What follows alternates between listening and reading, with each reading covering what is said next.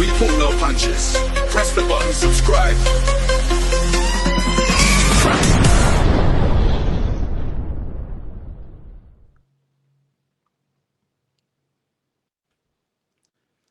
Fight fans, welcome. And today we have an interview that will be very, very hard hitting and the reality of what boxers face every time they step in that ring.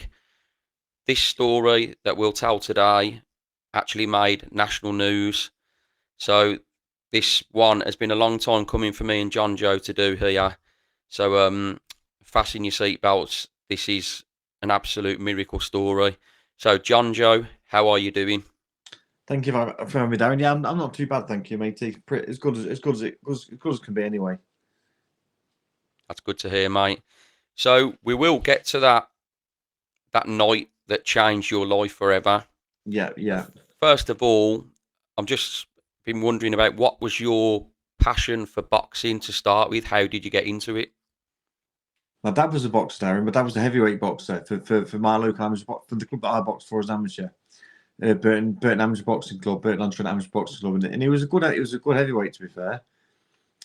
Through one thing or another, as life took him different ways, within business, this and so he had to pack up, and he packed up. But he always so me as a kid was back and forth from the boxing club and sitting on the ring watching him spar and watching him hit bags and that. So yeah, good days they were.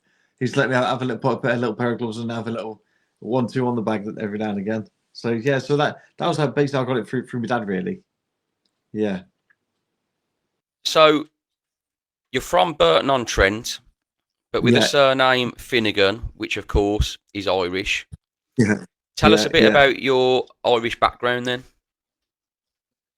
My dad was born in Galway, in Ireland, in Galway, in a little town in Galway, just outside Galway called Gort. So so all my dad's side of the family is Irish. My mum's side of the family is English. But I loved Ireland as a kid. We used to go over there quite a bit, and I boxed over there a couple of times as well. Yeah, I do love Ireland, Darren. To be fair, Ireland is a good place for me. I've only been to I've been to Dublin, and I went to the races, and I went to the Curragh as well. That was my experience of Ireland. Yeah. Good. You know, I've only got a lot of positive things to say about it as well. Fantastic times. Yeah. It's a great place. Yeah, it's a good place. Everyone's laid back there, and nobody really cares, do they? Absolutely, mate. Yeah. So, the boxing, you was a light heavyweight. Your career was 26 fights, 14 wins, 9 losses, 3 draws. Yeah. Your pro career started in 2004, and you went 4 fights undefeated. And then you suffered your first loss at pro. Yeah. How did you, as a person, deal with your first loss? My first loss, Darren, there, I boxed a kid from Brendan Ingles, from the Ingle Gym in Sheffield, called, his name was Omid Borzo. And it was a big tall switch hitting. It was southpaw, natural southpaw, but obviously switch hitter as they all are from Brendan's. And really awkward sort of kid, but it comes into the fight. I thought I did enough to win it, and I lost by a point. So I was gutted because it was the first time I lost for a long time. I won my last few amateur fights like before I turned pro as well. So it was the first time I lost for a long time. It gutted me, but I think I always say that it did me a massive favour because when I got back in the gym, I worked a lot harder and took it even a lot more serious, really. Yeah. The reason why I asked that question, obviously, I've had a lot of fighters on here, and it's just interesting to get the perspective of how each fighter handles a loss. Because, you know, you can have, I said to my last interview, you can have the demons, can't you? But after a loss, that takes you into the next fight. So the highlight of your boxing career, I would say, has to be July 2008. You fought Jim Rock in the National Stadium, Dublin, for the Irish heavyweight light heavyweight title. Would you say that was the highlight of your career? It was a big night, Darren, and it was a massive learning curve for me. That night was. I wouldn't say it was the highlight of my career. I think the highlight of my career was boxing Dean Walker in front of all my own fans in Burton-on-Trent for the British Masters title. So and I won that fight. It was my first title. I think it was the first title I picked up anyway and actually won. And Yeah, it was a great 10 round fight with Dean. With Dean. Dean's a decent kid. That was probably the highlight of my career, Darren. To be fair. Okay. So Mm. the night 2008 when you fought Jim Rock at the National Stadium, Dublin. Yeah, yeah, You actually you lost that fight. That fight is actually available to watch on YouTube, isn't it, as well? yeah, yeah. I hate that fight. I know. I remember. I remember when we was arranging this interview. We spoke off camera, and he Yeah, was yeah, talking to me a little bit about. I said, "Don't tell me anymore now. We'll save it for the interview." yeah, But yeah, what I'm saying to the fans out there, if people want to watch that, it is yeah, available to watch yeah, on yeah. YouTube. Not that Do you know Jonjo what? wants you to watch it. It wasn't. No, no, don't watch that. No, don't watch that fight. No, I don't hate that fight. That fight annoys me because it was my first 10 rounder going from like 6 and 8 round, 4, 6, 8 round fights, and I look at it back and I just think I could have done so much better. And and then when I walked on that right hand that he caught me with, my left hand was down here somewhere, and it was just I think I was slowly coming undone through pressure really. Mm. But Jim was a very experienced boxer. He was a very good boxer. He was 3 times national Irish champion at the time at 3 different weights, and this one was sorry, he was 2 times national champion at 2 different weights. This was to break records and be the first man to ever win 3 Irish titles at 3 different weights. So maybe I give him a little bit too much respect as well. Back then looking back, maybe a little bit. Well, yeah, it was a good fight, and Jim's a good friend of mine. I've got a lot of time for Jim, Darren. Since the fight, we got on really well. We speak now and again, and yeah, he's a good lad. Oh, that's fantastic to hear Yeah, you speak after that. yeah, Brilliant. yeah. So the 27th of April, Even though he was the first man to stick me on my arse. Yeah, yeah. Oh well, yeah, yeah, fair play. So 27th of April 2012, you had a fight against Ryan Clark. You lost via yeah, TKO in round 8, which was at yeah, Pride Park, Derby. yeah, yeah. Do you have recollections of that first fight? Yeah, the first fight is.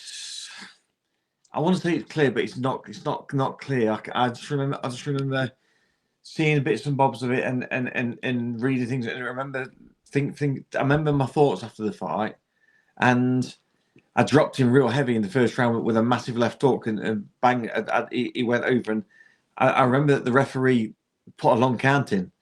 I think looking back on the count, it was like an 11-second count, something like that. Mm. And it was like giving him a lot of time to get in it, and he sort of slowly got up, and then he got back into the fight, and I let him get back into the fight, so it was my own fault again, really. Well, you had the rematch happened with Ryan Clark. Why did you want to get back in the ring so quickly with him? Simply because, Darren, at the time, I got stopped. I think when I did get stopped in that first fight with Ryan, I was just tired. I was tired and sort of like dogged, and I knew I had so much more in me. So when the rematch, I called for the rematch. I was shouting out for the rematch because I couldn't wait to get back in there and just put things right. So yeah, that was the reason being, like, Darren. Yeah. Well, the rematch, the reason why I said about the rematch happened just 3 months later, which was on the 27th of July. Yeah. In modern day boxing, would you say that was a very, very quick turnaround after a stoppage defeat? Probably looking at it down, probably yeah, a little bit too. Yeah, it was a bit too quick, really. I suppose, yeah. Looking back, really, yeah, yeah. Well, you lost the rematch in round 6 via TKO. Do you have recollections of that fateful night of what happened to you, Jonjo? Do you know what, Darren? It's a funny one because my head since that night has been scrambled, and all I remember, Darren, really is basically kind of walking to the ring, and I remember the weigh-in. I remember the press conferences. I remember getting ready in the changing room, and I remember kind of walking to the ring, sort of, and getting in the ring, and then the rest sort of history, really. So like things you've discussed like here today, Yeah. with different parts of your career. How is your memory and things now? Like, and when, like, exactly what happened to you? Did you after that not like during that fight? I Do you mean, know what, obviously, Darren? Do you know, my memory, Darren, is so my three biggest issues, Darren, from this fight. In this order for me, this is on my eyes because I'm blind on the left side of both eyes, so I can't drive anymore. I can't do a lot of things that I want to do anymore. It's kind of took my independence away a little, well, a lot really, like by 70%, I suppose, really. Then I've got my left side. If I've got a left side of weakness, which is not because I'm left-handed, left-footed. So my toes on my left foot, they're like clawed all the time. They won't straighten up, and my ankle doesn't move either. So and then after that is my memory down because my memory is horrendous. But it's funny because my memory down, my short-term memory is terrible. My long-term memory is pretty good, really. I remember things from like years and years ago. Like I'll come out with crazy things to my mum, my family, my brother, my sisters. I'll say, hey, can you remember when this happened? And she'll like, how do you remember his name? How do you remember her name? It's a funny one, really. Yeah, it's crazy, really. But yeah, so and do I remember being in the hospital even? I remember, Darren, kind of waking up on a ward and not knowing what the hell's gone on and what's happened to me. Sort of like I thought I thought I'd hurt my foot at work. Then I thought I was on a cruise ship. really. I said to my family, yeah, it's so mad. I said to my family, I said, can we go now? I'm sick of this ship. And my mum and dad said, it was like, say again, John. So like, well, when we get off this boat, 'cause I'm sick of this ship now. I want to get off the water. I feel sick. And my dad said to me, no, son, we're not on a boat. You're in the hospital. And I laughed at him. And then I said to him, oh yeah, because I've hurt my foot at work, can I? And he said, no, son. Then my brother said to me, Jonjo, you was a professional boxer and you've had a brain injury. And this, that, and the other. And I laughed at him. Thought he was messing about. And then he showed me photos and pictures. And I went to get up to try and get on, and I couldn't get up. And I'm thinking, what is going on here? And it was like, it's just a massive. The only way I can describe it, Darren, right, from that point on, then it was almost like it was almost as though I'd been born again, and I was relearning everything. That means I had to learn to walk, to talk, to eat. I didn't know who anyone. I mean, I'm saying like when my mum, dad, and my brother, and my sisters, and my kids and everything was around my bed, but to be honest, Darren, when they first come, I didn't even know they were. And so then that was a scary thing, to be fair. So how long was you in a coma for? I think it was 17 days. I was in the coma for. I think it was 17 days, something like that, Darren. I was in Nottingham Queen's Hospital for the best part of, I think it was 7 odd months. Then I went to Burton, and then they took me back and then I went to Derby to a place called the King's Lodge. It's a rehabilitation centre, that is, Darren. And they basically learned me to walk, to talk, to eat, to use an arm. And the scary thing was, Darren, it was I didn't even know I remember this one. What the one thing that I do remember was a nurse standing around my bed, and she said to me, "Right," I said, "Jonjo, can I ask you to ask you a few questions?" And I've gone, "Yeah, okay." And she's gone to me, "Right, okay." Said, "Do you know where you are?" And I've gone, "Yeah." And I know I'm in hospital now. And she's gone, "Okay, yeah. Do you know?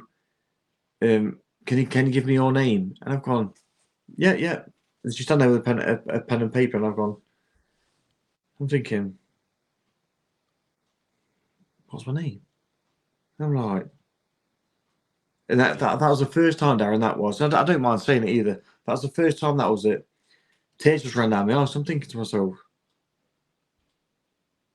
and she said, it's okay, don't worry. And I said, sorry, I don't know. She said, could you tell me your mum and dad's name, your children's name? And I said, I don't know. I said, I don't think I've got children. And I had 2 daughters at the time, Darren.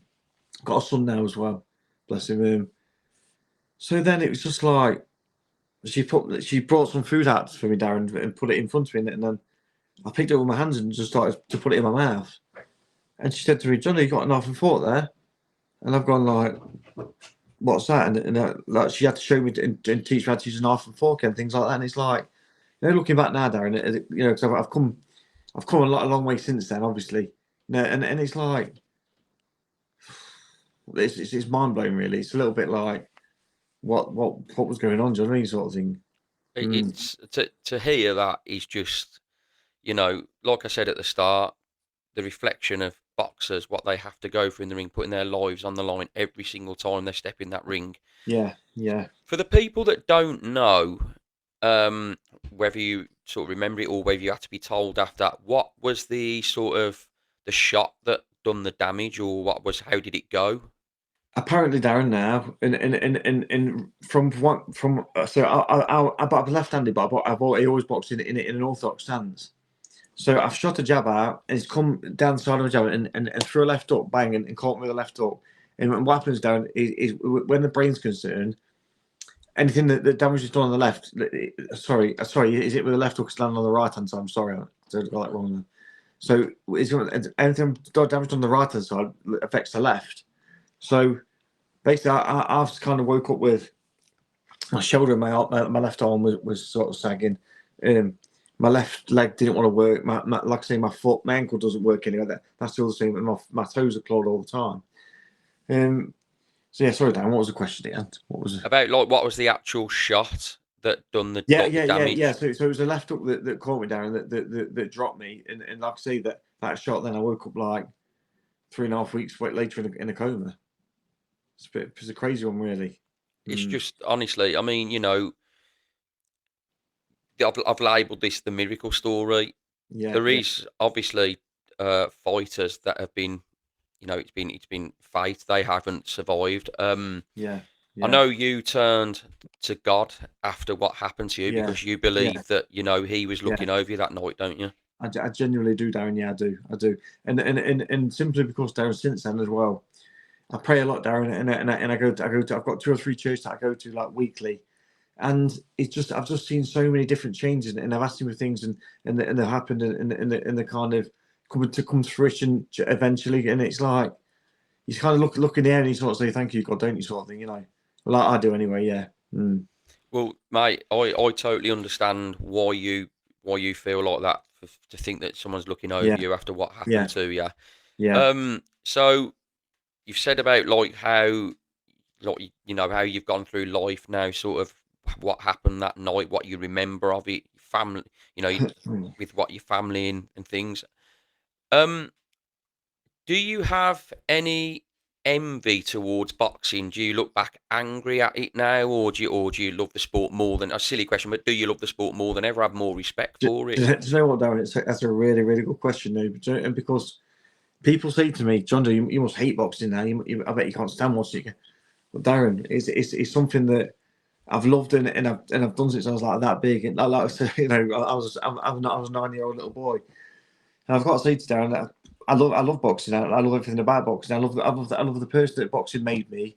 I love the morals and the manners and the respect and the people skills that it taught me. I love the things that I achieved in boxing as an amateur, as a pro, who I met in boxing, the people I met, the place that I went, and I had a bit of a love-hate relationship with boxing for a while there, and I sort of watch it, and I watch 2 lads my weight, and I'm watching them. I'm telling I'm thinking, he ain't that good. I could beat that kid. do you know, like you watch it, and then you go into yourself, yeah, but it's over, and then like it's like the devil and the angel ain't there, and the angel saying, yeah, but maybe you can get back in, and it's like I know, and obviously I know that the problem was, Darren, with me when this first happened was I honestly thought, Darren, for a while, because I was in Cloud Cuckoo land for a little bit without I was thinking, and my head was scattered.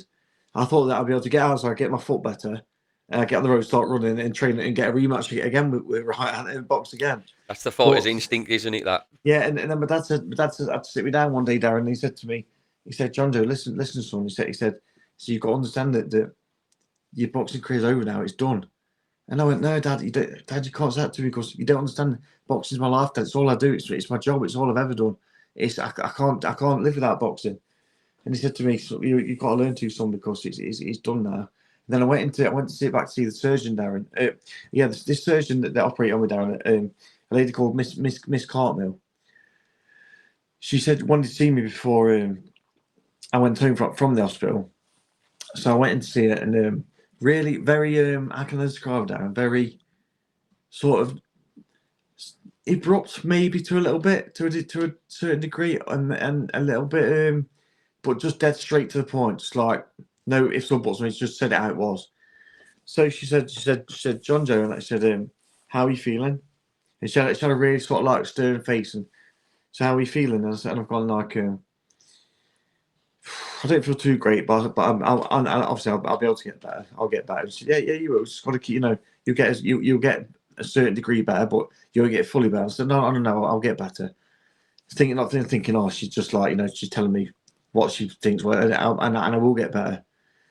So then I said to her, she said, so when you get home, she said, you do realise, she said to me, Jonjo, you do realise that your boxing career's over now, don't you? And I've gone, oh no, you don't understand. I said, boxing's my life, it's my job, it's what I do, it's all I've ever done. And she said to me, no, you don't understand.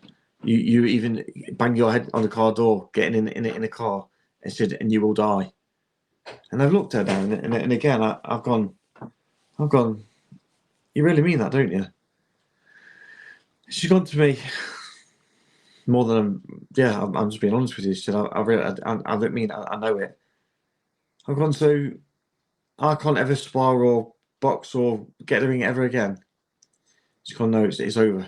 And I've gone, yeah, but she said, no, forget the airports, it's done. And I've gone, all right. And again, Darren, it's the first time, Darren, I sat there in that room in that hospital that night, that day. And Mum sat next to me actually, and I just cried like a baby, Darren, because it just felt that all I'd ever worked for, all I'd ever wanted, all I'd ever looked for, and aspired to in my life was just boom, gone. And I couldn't quite get my head around it. I couldn't quite understand, why and what had gone and set under the. So yeah, so my relationship with boxing, Darren, now is I love the sport because I had 23 years amateur and pro, and it made me a good person. It taught me a lot of things. I had some great times, Darren. I had some fantastic fights. I met some great people, and I love the sport. I love what the sport stands for, Darren, I suppose, really. And I just think that I'm not going to say was I unlucky. I don't know. I feel I was unlucky. As a boxer, I always knew that what happened could happen. Yeah. And I've seen it with Michael Watson. I've seen it with Gerald McClellan. Then only two I can think of at the time, up to that time. Since now, we've seen it with Kieran Farrell, Jerome Wilson, Nick Blackwell. Two lads died, didn't they? Yeah. Michael Norgrove died. Mike Towell died, didn't he? And they're the same industry. So as much as Darren, I don't feel sorry for myself, but as much as I want to be Mardy about it or beat myself up, Darren, I'm alive on it and I'm breathing. I've got my children. I can see. I struggle to see, but I can see. I can hear. I can do things. I can walk. I can talk. I've got to be happy with that, and I'm blessed, Darren, really. So yeah. I'll tell you what, Jonjo, like your mentality as well for what's happened to you is just superb. I do believe there's a lot of people that could have just been, depressed and completely gone downhill. But your mentality, like your outlook, still seems very, very positive and good. I suppose with what you do now, like turn to God, go to church, I suppose all that helps you, doesn't it, as well? Massively, Darren. And I won't lie to Darren. I mean, yeah, I think that I do. I think I've always been a positive sort of person. And people that know me, or have always known me, they'll always say, "It was on. You've always been quite a sure of yourself, like not cocky, not cocky confident, not cocky, but like sure of myself. If I was going to a fight, Darren, and I'm boxing a kid, and I was in my head, I'm not losing that fight. He's going to have to kill me to beat me. So I'm getting there to win completely. And so I've always been that way, Darren. But I did go through a little stage where, short of a few months after, a year down the line, 2 years after the line, I got really, really low, Darren. And I was watching like my missus go out to work and my kids go to school and my brother and my friends working and I'll speak to them on the phone and they was all doing what I'd always done and going out the weekends or whatever we'd watch some boxing whatever and it was like I just couldn't do them things anymore and it was like such a massive reality check and I sort of like sat in it and so I started sitting there and the more I used to dwell on it, Darren, a little bit really. And the more I did, I did get depressed and I got down. And I started to think to myself, Darren, I'm not going to go on morbid and totally change the energy of the interview, Darren. But I did start thinking to myself, I don't think this life, I've got a place in this life anymore. Like, what can I do? I can't work. I can't box anymore. I can't drive anymore. I can't do what I want to do with my kids anymore. And I just kept praying on it, Darren. And all I kept getting back, Darren, was God still saying to me, Jonjo, but you're a father. You've got children to bring. You've got to watch the children grow, and you've got to be a dad.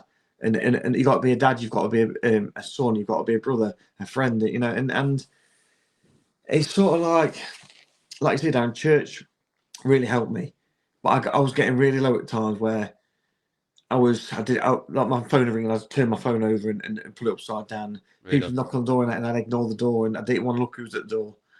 And I suppose I hate using the word depressed. I don't want to say I was depressed. So I'm not depressed at all now. I'm not. I get a bit low sometimes and I can get a bit down, but I wasn't depressed. I'm not depressed.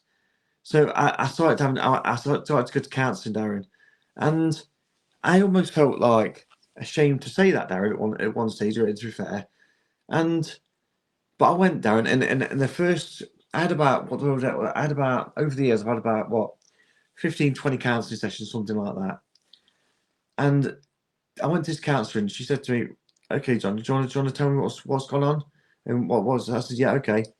She said, let's go right back from a kid, but from school days to work days to where you are now and what's happened. I went back and then I said to her, and I went through all the boxes stuff and then where I was now and this, that, and the other. And she looked at me straight in the eye and she said to me, Jonjo, how have you not been here a long time ago? How have you coped with that? And I was like, well, I just thought as a man, I thought that's what. But we start thinking it down where as men we think that we're tough and we can't cry and we can't do this, we can't do that. Yeah. And I had to say, look, John, yeah, okay, you're a big lad, you're a big strong lad, you're a boxer, whatever. But yeah, you can still cry because you are crying. And John, Darren, at one time I would have really struggled to say that, especially on an interview like this. But no, man, I'm not ashamed of it one little bit. I'm not, because I've been through a lot. I've come through a lot. I've come out the other end, and here I am, Darren. So yeah, there we go. Honestly, like I'm so glued into listening to that. It's just fascinating to hear, and it takes obviously what you've been through as well, a lot of balls to say all the things you've just said. Obviously, with me, not going to go on about me too much, but obviously I lost my dad. Yeah, I'm sorry about that, by the way. That appreciate that, mate. And you say about the counselling side of things. I've had to get some help with coping with mechanisms and everything because it does get you down. And there's, like you say, there's absolutely nothing wrong with that at all. And anyone who's watching this, like men watching this, everyone needs to have the same mentality as well. There's absolutely nothing wrong with it. There's not, mate. There's not. And that was I think up until my accident, Darren, I think the last time I cried was when I was about 10 years old. I fell off my bike, and then since then, Dad, I think I've cried more than when I was a baby. yeah. Well, the final question I've got for you today. Obviously, we've heard about what happened to you, the consequences of what happened to you, going forward. How you are in life these days now. Obviously, you do have your lapses with your memory and things like that. Yeah. How generally are you in today's life? How are you doing? Do you know what, Darren? I've got to be honest with you, man. I want to say, yeah, I'm all right. I can do something, but if I'm honest, Darren, I'm an honest person. I know what those means. I'm honest. I'm very honest. I can't do a lot really at all, Darren. To be honest with you, man, I can't really go anywhere really on my own, really, because of memory problems and getting back places and remembering this, remembering that. I can't use the gym because I've got so many like issues, health issues like my foot, my arm, and I've also got epilepsy down through it all as well, which is a complete nightmare. So I'm on a lot of heavy drugs for epilepsy. Because I can't drive, I can't work. If I could get in my van in my car, Darren, tomorrow morning, mate, I swear to you, mate, if I could, I would, mate. But I know that's not happening, mate. I've kind of tried to. I'm very positive, Darren, and I try to keep a positive view on anything and everything.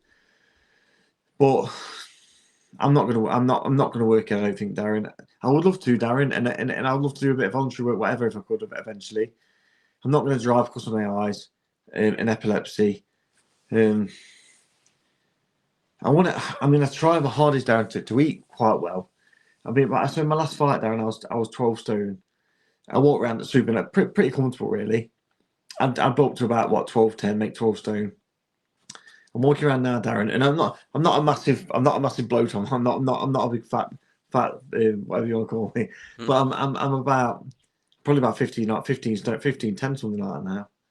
Which I hate it, mate. I hate it really. It used to look like they are. Perhaps I get up in the morning, get my t-shirt off, and look in the mirror, a little flexing. Me, I've done a bit of shadow boxing in the mirror in the morning. But then them days are gone, mate. Now, but so I'm just trying. I suppose basic job. All I'm trying to say is, I'm just trying to be humble in what's happened to me, and just grow gracefully, mate, and accept what life prefers. I mean, what life is now these days. That's all I can do. All I can do, really, I suppose. So obviously, I've called this the miracle story. There's no other words to describe you. Is the Jonjo really what's happened to you? Tell you what, Dan, you don't do around here, mate. It's quite funny, and I hate it. I don't hate it, but I suppose it embarrasses me. I walk in wherever I go in, and they'll sort of, here is the miracle man. They say, because I had a really bad car crash down a couple of years before this as well. You know, Jesus. I had like a head-on car crash with a man who had Alzheimer's, who was on the M42, and he got in my fast lane thinking it was his slow lane on the wrong side of the motorway, and hit me head on. And they said I'd never box after that, but I ended up boxing after that, Darren. So yeah, I've had a few chances, mate. You've had a few scrapes, haven't you, really? Yeah, mate, yeah. I'm still quite pretty for it, I'd say now, manager. Not as pretty as I was these days, Darren. You still got your humour at least. Yeah, exactly, mate, Yeah. exactly. Yeah. Well, Yeah. I think there's no better way to conclude this interview now. It's been an absolutely fascinating listen, and I think anyone who watches this will totally agree with that.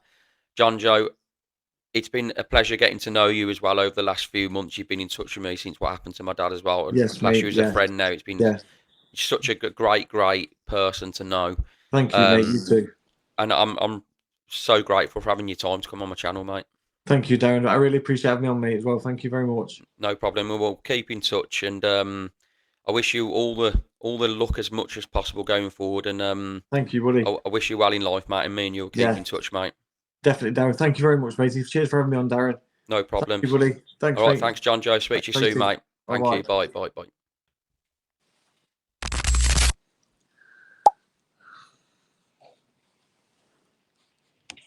Bye.